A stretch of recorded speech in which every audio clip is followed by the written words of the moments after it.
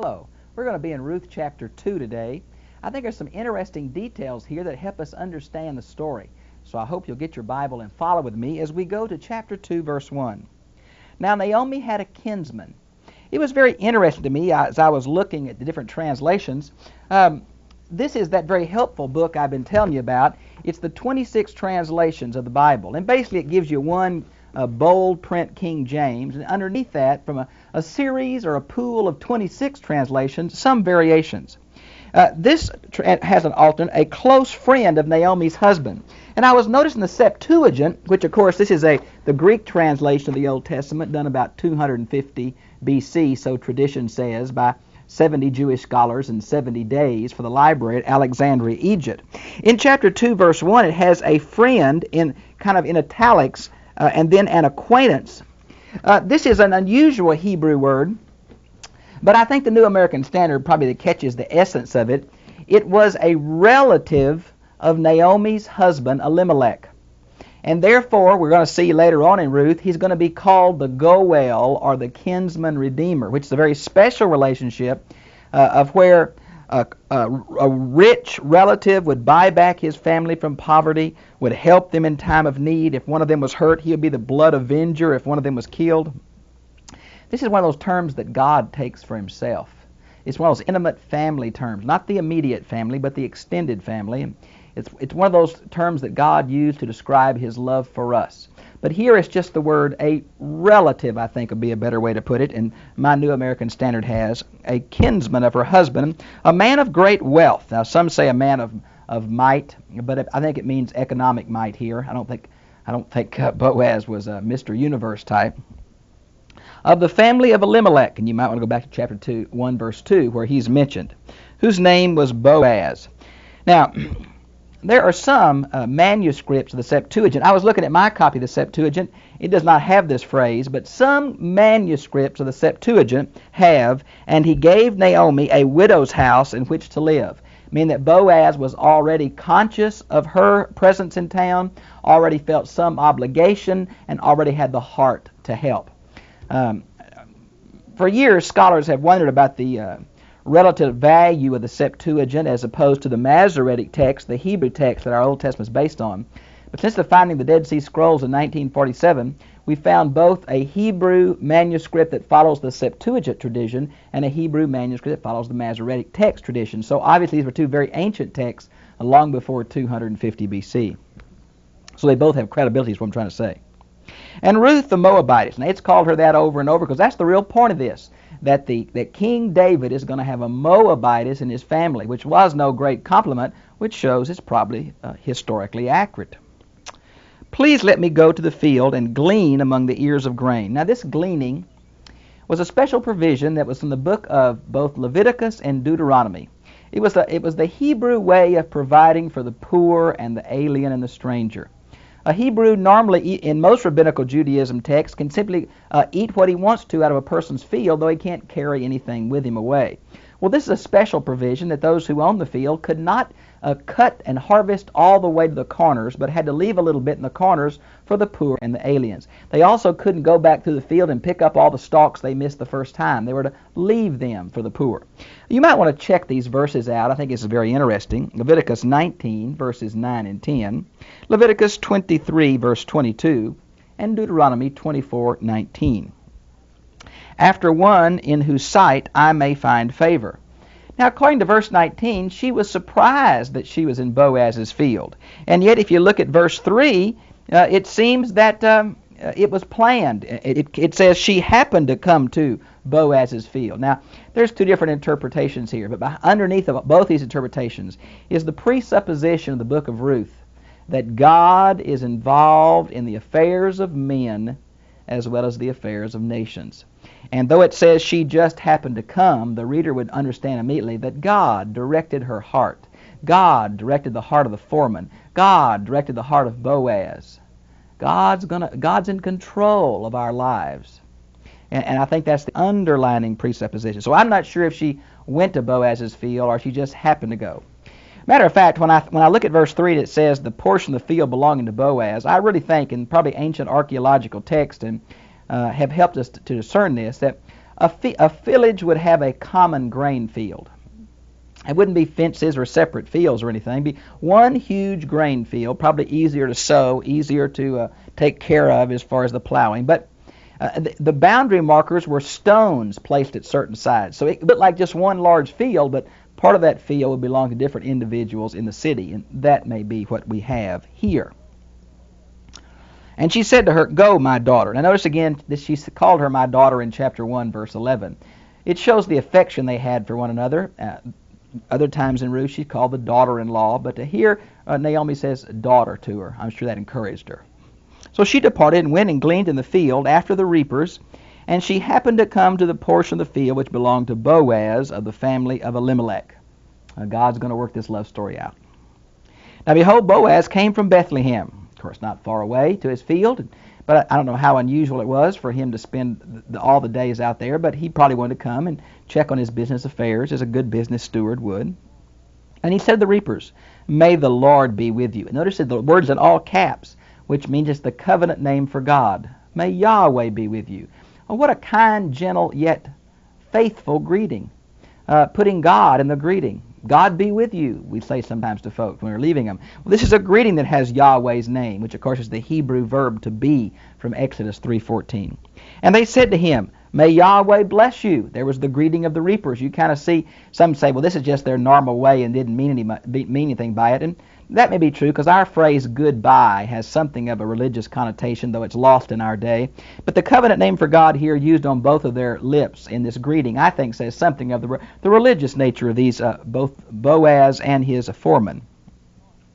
And Boaz said to the servant who was in charge of the reapers, "Whose young woman is this?" Now that sounds a bit chauvinistic, I know. Who does she belong to? But you have to, in the ancient world, you have to understand that a woman belonged to somebody. Belonged to her father, belonged to her husband. She belonged to somebody, and that's what Boaz was asking. It didn't mean to slight her, take away from her personhood. It wasn't that at all, but it probably was a common phrase for the day. And the servant in charge, the reapers, answered and said, "She is the young Moabite woman who returned with Naomi from the land of Moab." I'm sure apparently Boaz had heard what was happening, but I don't think he had seen Ruth to this point.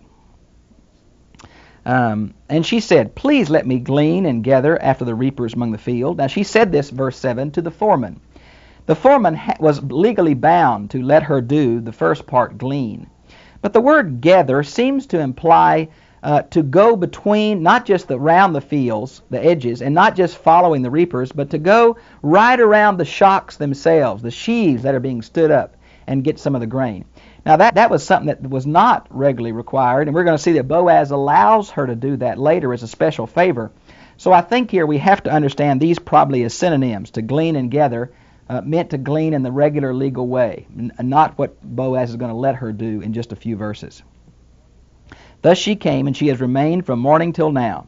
Look at this little verse in your Bible. She has been sitting in the house for a little while. Let me see what this has. I haven't looked at it before. She has been sitting in the house for a little while. Listen to this. One train, except to rest in the booth, with scarcely a moment's rest, without once going home to rest, without hardly a moment's rest, New International. So most of these various translations are using this little house as a metaphor for rest. Now, most folks believe that it was a little lean-to called a booth that was in the field, so when the workers got just exhausted, they could go there and get a drink of water and rest and relax. She hadn't been taking many rest. Others say, well, it may have been an enclosed booth like a field toilet, and that's probable, but I don't think he's commenting on Ruth's bladder capacity, that she could go all day without going to the restroom. That doesn't seem to fit at all. Some say, well, it refers to her going home, and one of the translations I read said she hadn't gone home to rest. Of course, this seems to imply that Naomi's house and the field were somewhat close. I think the best thing is this little sheltered area where the workers could rest. She may have been resting there now just a moment, but she had not rested much during the day. Seems to be the implication of the text, as well as most English translations. Now, verse 8. Then Boaz said to Ruth, "Listen carefully, my daughter," another term of affection, kind of a family kind of term. Boaz is an older man. "Do not go to glean in another field. Furthermore, do not go from this one, but stay here with my maids." Now, we think we know, we're not sure of a lot of these historical facts, but We think the men would cut the grain with a sickle, and the women would come along and stand it up and kind of tie it together so it would stand up and dry. And maybe that's what these ladies were doing, following after these men reapers. Boaz apparently owned some other fields, but they weren't right there, and he says, you stay here, you stay with this group. You know this group now, you stay here. Let your eyes be on the field in which they reap, and go after them. Indeed, I have commanded the servants not to touch you. Now that's interesting in verse 9. I'm sure in Hebrew society there was both some sexual harassment as well as just some belligerency on the part of these workers for people coming in and just messing up the harvest by taking the grain. And so this either is, it's one or two of those, but it's strong enough that it's repeated in verse 15, 16, and 22. So they were worried about this young single woman, and he's going to ask for special protection for her. When you are thirsty, go to the water jars and drink from what my servants draw. That was a special act of kindness. Certainly people who wandered in to get a little food, and the poor couldn't drink out of the water vessels that these hired people had brought with them. So it's a special act of kindness to Ruth. Then she fell on her face, bowing to the ground. That's a common sign. It's not worship or anything, but it is a common sign of reverence. And says, why have I found favor in your sight that you should take notice of me, for I am a foreigner? Well, I'm sure he knew she was a foreigner. I'm sure her accent was there, and maybe her clothes and makeup was different. I think Ruth's pretty, I don't know about you, I'm not a real confrontive personality. I'm not sure I'd ask somebody a question like that was being kind to me. Why are you doing this, fella? But Ruth seems to just stand up and say, why are you being so nice to me? I'm a foreigner. What do you want? Now, maybe she's wondering what the strings were attached to his kindness, and apparently there really are none. Look at verse 11. And Boaz answered and said to her, that all you have done for your mother-in-law after the death of your husband has been fully reported to me, and how you left your father and your mother and the land of your birth, and you came to a people that you did not previously know. Well, now here's why Boaz is helping her. He's not helping her for any reasons he's thinking about marrying her yet. It'll happen. But right now he's heard about Naomi, one of his relatives, through her husband, and how kind Ruth has been. It must have been common knowledge, the kind of person that Ruth was, that she did leave her own home, implication her own gods, and came with Naomi. I think it's a beautiful thing. May the Lord reward your work, and your wages be full from the Lord, the God of Israel, under whose wings you have come to seek refuge. Well, you know, in chapter 1, Naomi blessed Ruth with the name of God. And now here in chapter 2, Boaz is blessing Ruth with the name of God. And even under whose wings you have come to seek refuge, you may want to, I hope you have a reference Bible, and you'll see some notes where this idea of under the shelter of your wings. Jesus once even used this in the Gospels for Jerusalem. Oh, Jerusalem, Jerusalem, you who kill the prophets, how I would have gathered you together as a hen does her chicks, but you would not. Implication, protecting them under the wing of that hen. Well, I think a beautiful passage of this goes back to Exodus chapter 19, verse 4, where God says of Israel, how I bought you on eagle's wings and bore you to myself.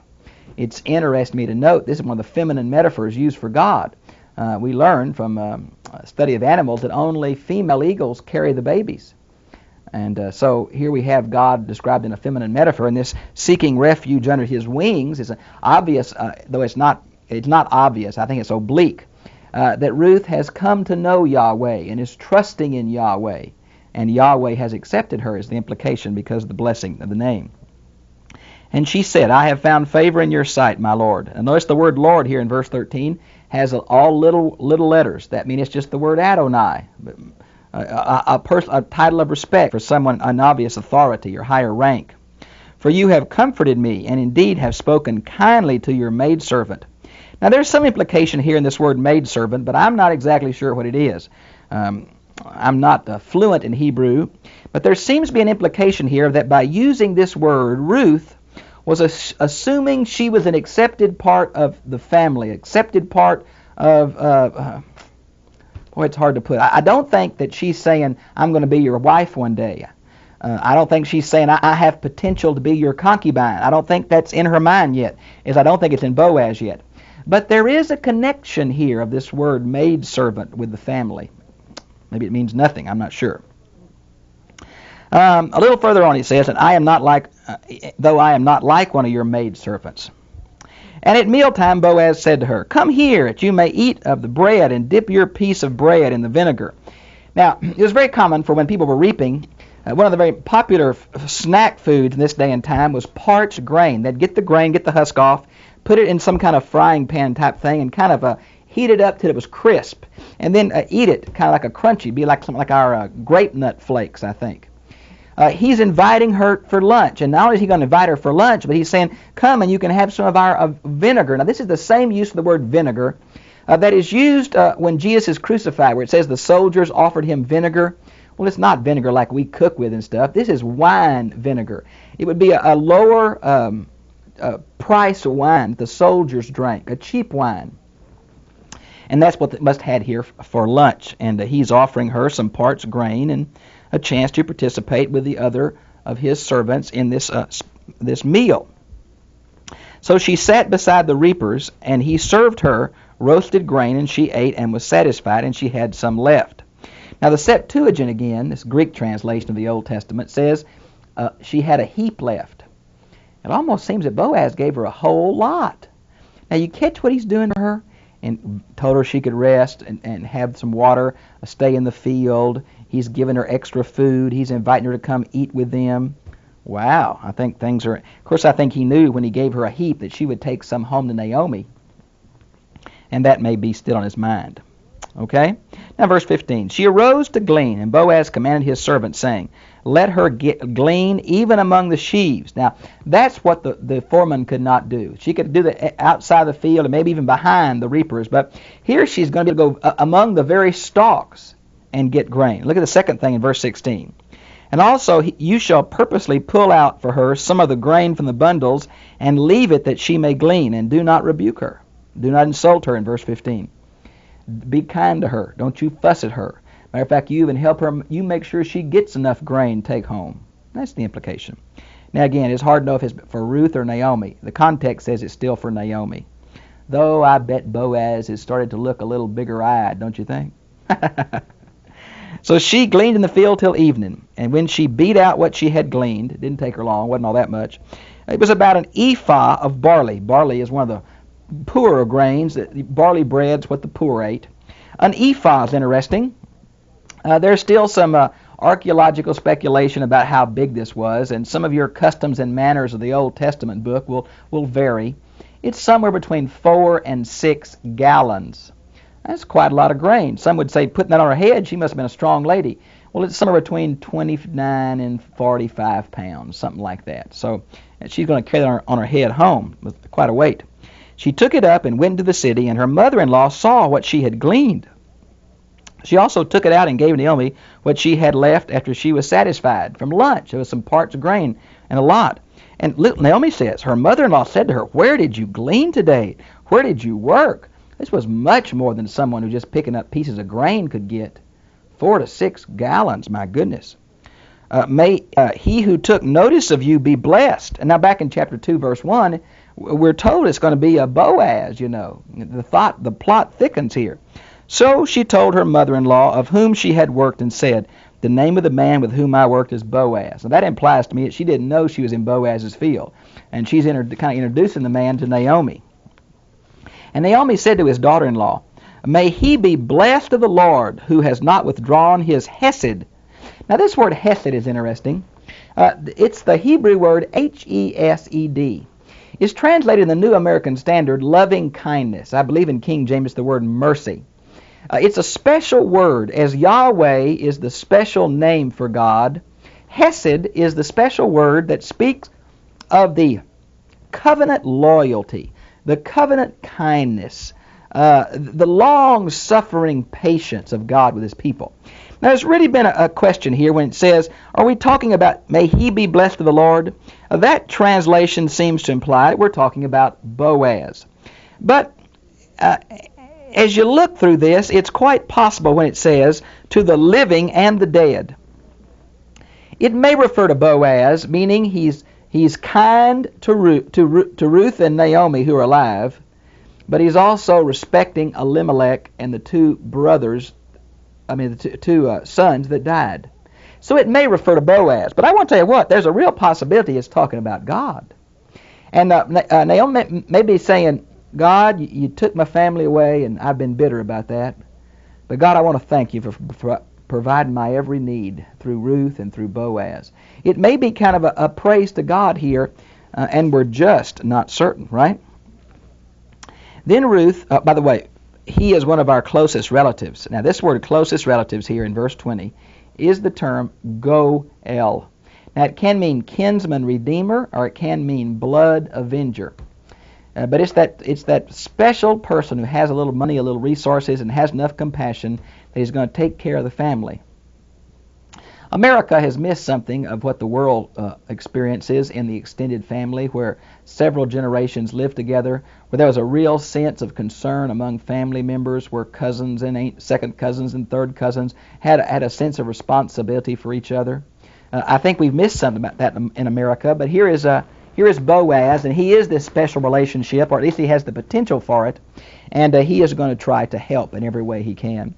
And Naomi and Ruth both are very, very grateful. And Ruth the Moabitess said, "Therefore he said to me, you should stay close to my servants until they have finished all my harvest," which implies you can come back tomorrow. I have some other fields. You stay with them. Wherever they go, you stay with them. So maybe he's trying to give them enough grain so they'll have some for the winter. And Naomi said to Ruth, her daughter-in-law, "It is good, my daughter, that you go out with his maids, lest others fall upon you in another field." Now here's that same problem that I mentioned earlier, where it says back here in verse 9, "And he commanded his servants not to touch you." Down in verse 15, "Do not insult her." Down in verse 16, "And do not rebuke her." It is obvious that even though the book of Leviticus and the book of Deuteronomy say that a person could glean in a field, it's obvious that the owner of that field could be pretty hard on a person, could be pretty ugly to him. They may have the legal right, but he may cause them so much trouble and pick on them and send people out to beat up on them that they wouldn't do it. So Naomi's a little worried too. Now this is very interesting to me. I think she's beginning to see the hand of God in all this. I think she's beginning to see that Ruth didn't just happen to go to Boaz's field, and Boaz just didn't happen to be there and talk to her and show her kindness. And yet, like all of us, even Christian parents, we send our kids out today and we always say, "You be careful because there's evil people out there." Well, we've prayed about our kids going. We trust God. But we trust God, and we also feel like a little advice to be careful is not against our faith. Well, Naomi's kind of that. I think she believes God's in control. I think she's still bitter at God for taking her husband and 2 sons, but her affirmation has been there that God is going to be with them. Verse 23, "So she stayed close to the maids of Boaz in order to glean until the end of the barley harvest and the wheat harvest." And this is a whole new harvest. Apparently they had different fields, these different kind of grains. Barley came right first and was harvested, and then wheat. So if she brought home that much wheat, 6 pounds every day, boy, they had plenty for the winter. I mean, real plenty. And that seems to be the implication. "And she lived with her mother-in-law." So the trick is she went home every night and stayed with her mother-in-law and went back to the field in the morning. And that's the implication of chapter 2. Now we're setting the stage now for chapters 3 and 4. I think you're going to love this. I always get tickled. I have a daughter, and I get tickled when I hear my wife and my daughter sitting around the table talking about this boy or that boy and how she ought to act, And all women must do that, because we're going to get Naomi and Ruth doing that, planning a little strategy on how to hook Boaz. It's a cute thing, and it's a beautiful thing. And I think the historicity of this eyewitness account is just here. So it's a wonderful, love book. Well, I've really enjoyed going with you. I hope you'll read chapters 3 and 4. We'll cover them both together next week at one time. And this book is really going to say a lot about the love that God has for foreign people and the quality of a person. Even though she's a Moabitess, she can have a great heart. And also the line of the Davidic seed, the line of David, is going to come through this Moabitess and Ruth. It's a very interesting book with some messianic implications. Rahab's included in the line of the Messiah. Tamar, who played the prostitute to Judah because Judah wouldn't give her another son. She's in the line of the Messiah. And here's Ruth the Moabitess. Well, it's interesting to know that God can use all kind of people, and that faith is not limited to one person, one group, one nation. Well, I've really enjoyed being with you. I hope you will read chapters 3 and 4, and I'll see you again, same time, same place, next week.